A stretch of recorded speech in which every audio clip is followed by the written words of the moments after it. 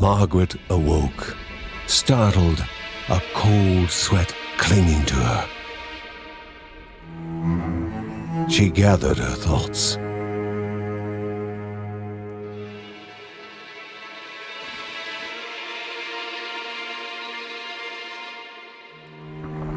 Aged wood creaked, echoing through the quiet rooms.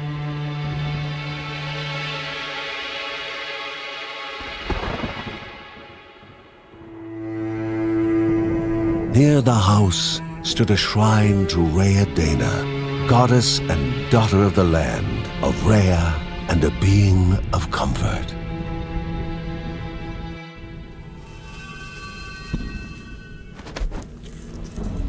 Margaret sought answers. But the goddess did not speak. There was only the faint whisper of something dark, something hungry.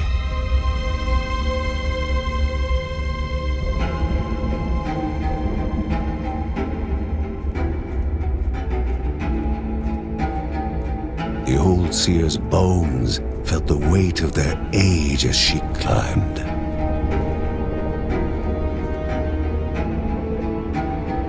The only thought on her mind, has it begun again?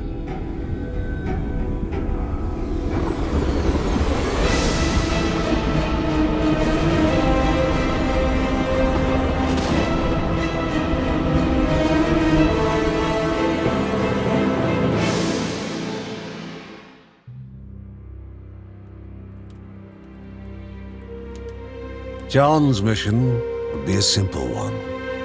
He was to investigate Rhea's greatest shrine. His mother presented him with a fresh divinity shard.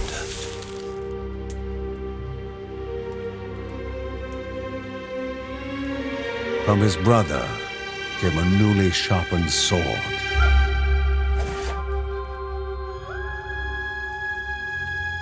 His wife gave him a kiss, and his daughter's hugs were full of reason to return home safe.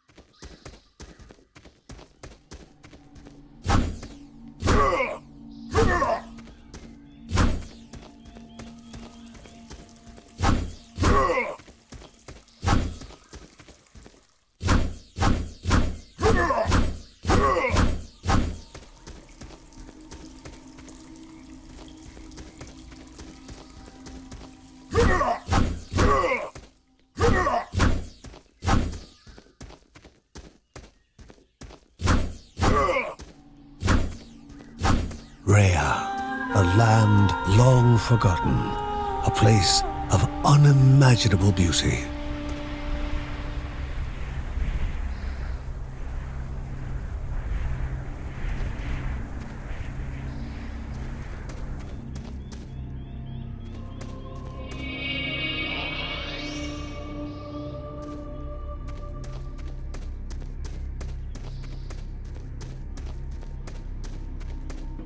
It first appeared as sludge given life, slithering creatures, small and vile.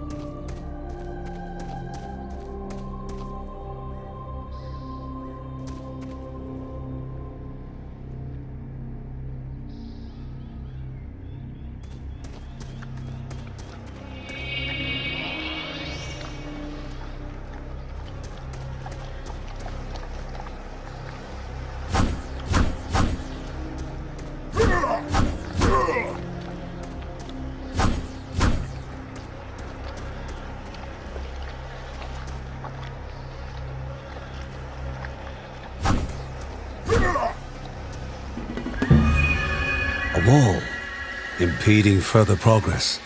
A battle was certain.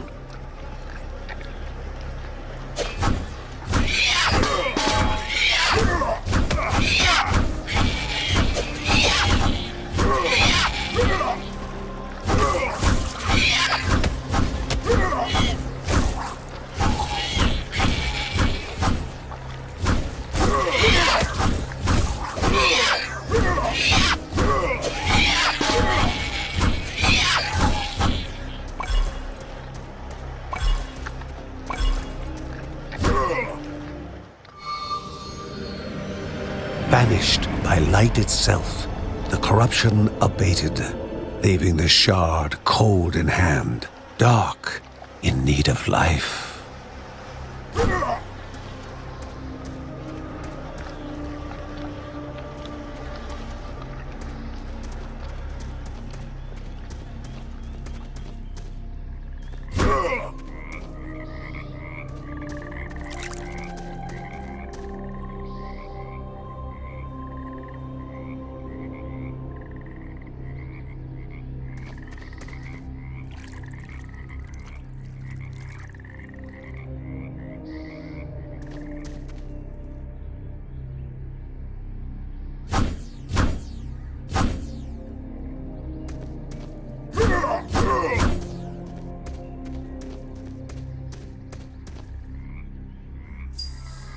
The shard grew warm, humming softly from the harnessed energy.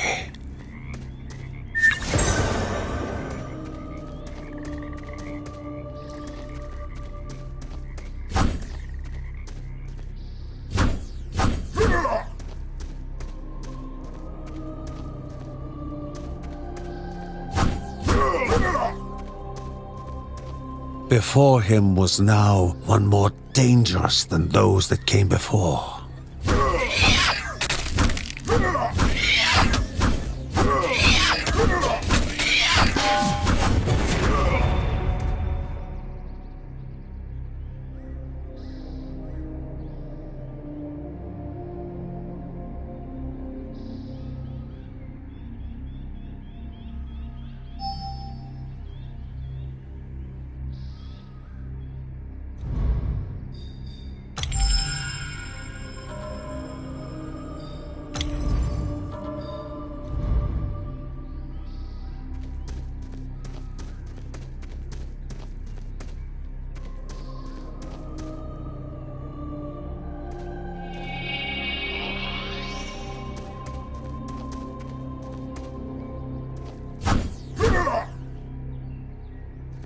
Goblins, a familiar threat, albeit farther out than usual.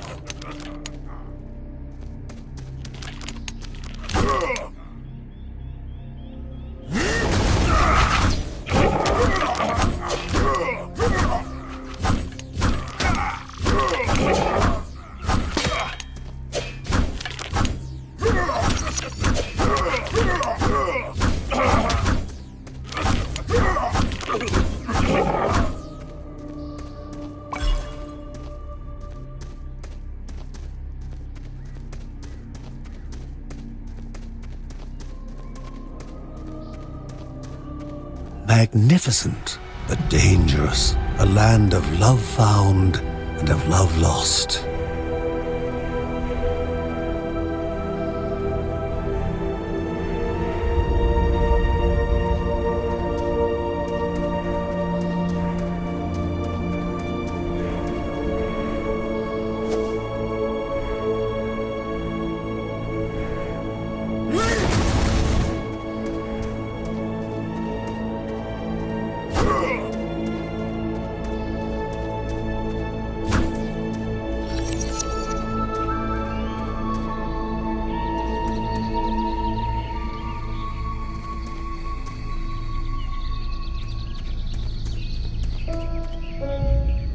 Before him was sacred ground, left untouched in days gone by.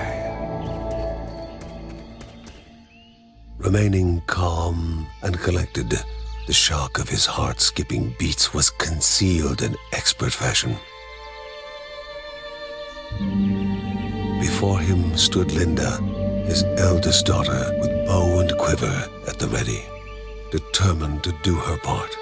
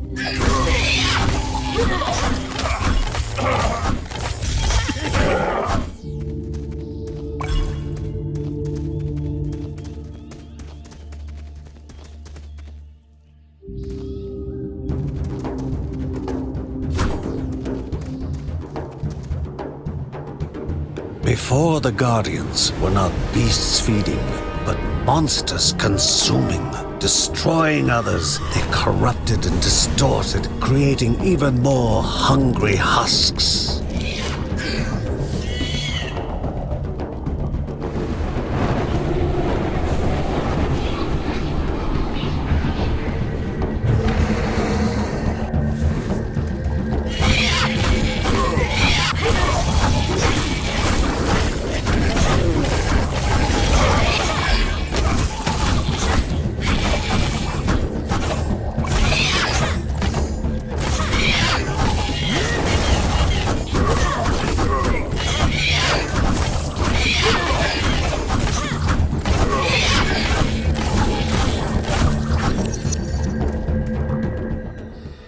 Both father and daughter gathered their thoughts, their hearts heavier than before. How would they explain what they had witnessed?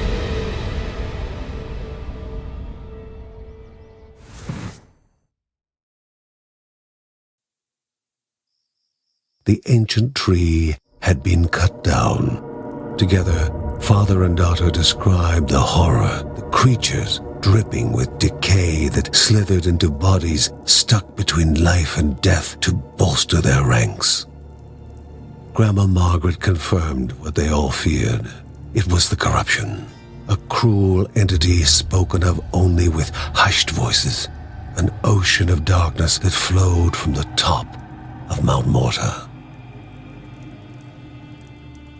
And the Bergsons' duty was to stand against this devouring deluge of death. Kevin was also eager to do his part in the family's fight, especially when his older brother Mark was off somewhere. He was as much a guardian of their mountain home as any of them. She stood. If they were to reach the summit and destroy this evil, as the Bergsons of old had done in the past, they would need the assistance of the sanctuary.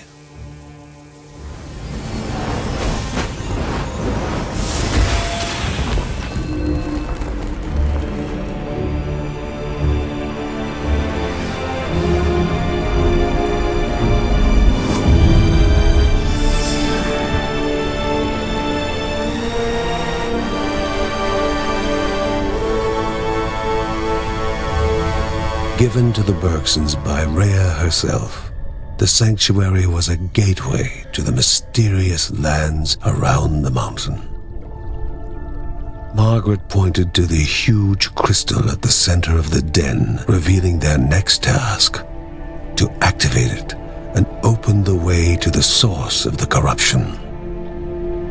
And once Rhea's 3 spirits are gathered on the grounds, the only gate to the top of Mount Morta will open in this chamber.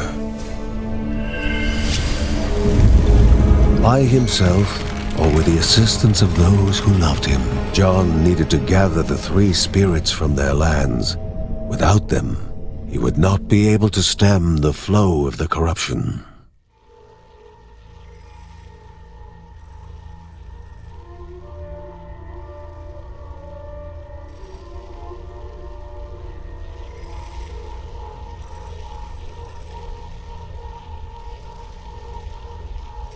Halls of Anaidiah must be here, or she needs to be found.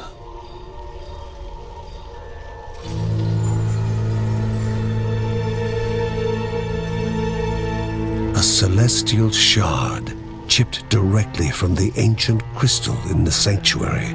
It would be the Bergsons' lifeline, a tether to pull them back home before death's fateful whisper.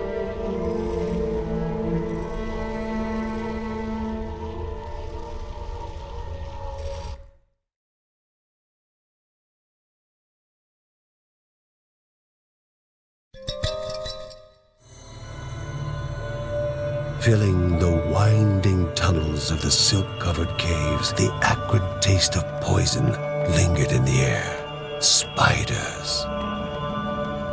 Linda told herself it was only target practice. As she readied her bow, they must find the spirit deep within the caves.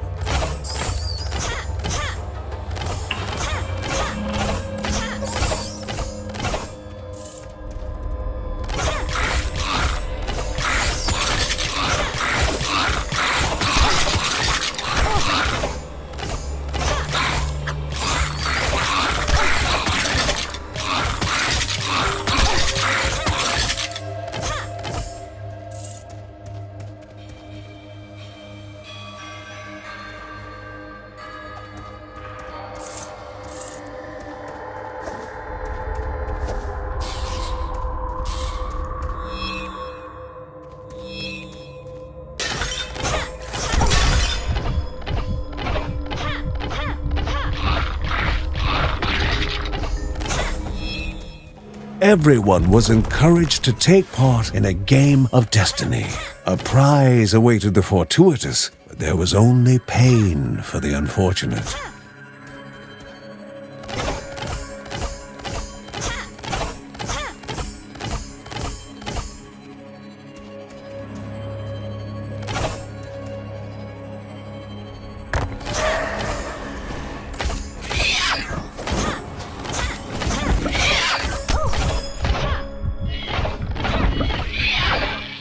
The Bergson began to slip away, wondering if this was death. It was warmer than they expected.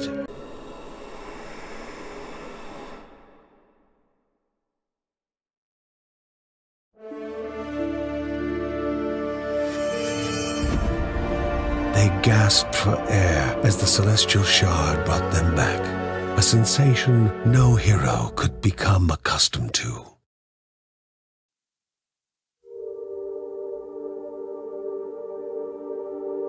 As she heard John and Linda describe their foray, Thoughts rushed through Margaret's head. The corruption had amplified the creature's wickedness, and no longer were they part of the harmony of the Rhea. With the new threats looming, Margaret asked Ben to prepare his workshop. He would have to take charge of enhancing the warrior family's weapons and armor.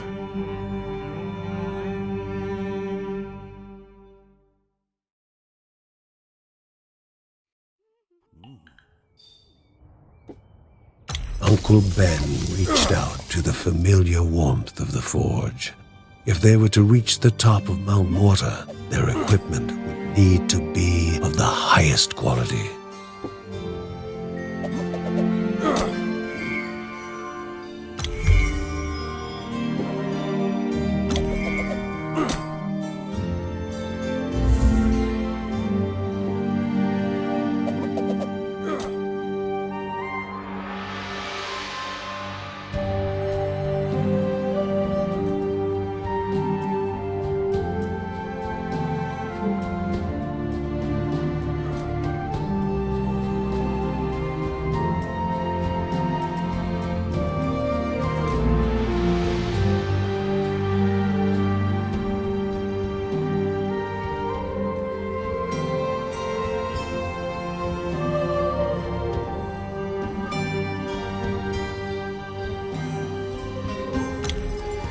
When light faded from the sky and most were fast asleep, Mary would write about her family, immortalizing them for future generations.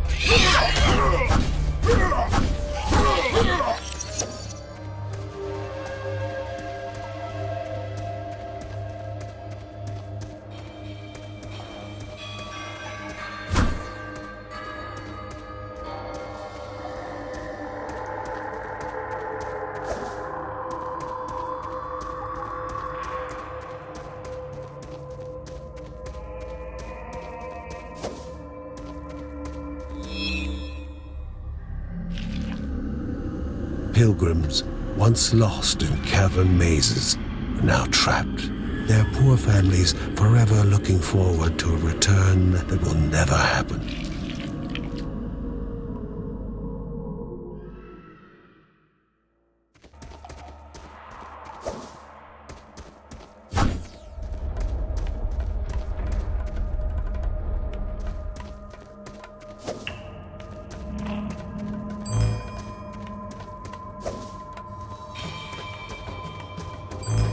Energy flowed around the room. Before the hero, an object of the divine.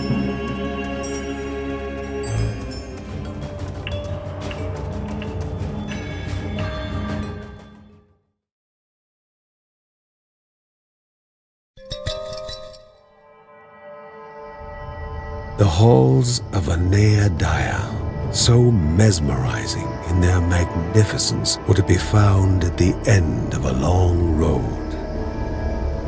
And a hero never knows what is waiting them at the end of a road. Moving is more important than reaching.